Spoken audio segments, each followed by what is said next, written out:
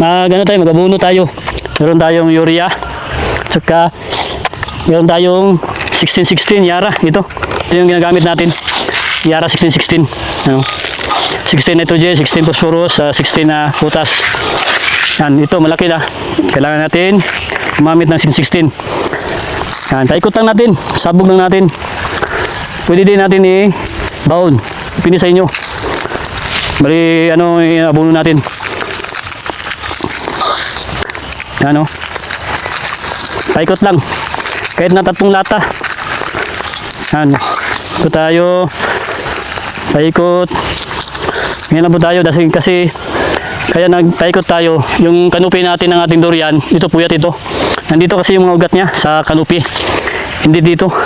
Nandito tayo sa kanupi mag-abuno. Ayan o. Yan. Dahil ito matunaw kasi tagulan. Pwede natin ibaon sa lupa. Hindi natin magbaon tayo doon para makita ninyo. Nandun tayo sa kabila naman. Ito ipuyatin natin. Nakapag-mawer na tayo kaya mag-abuno tayo. Yan ang ganda ng ating durian.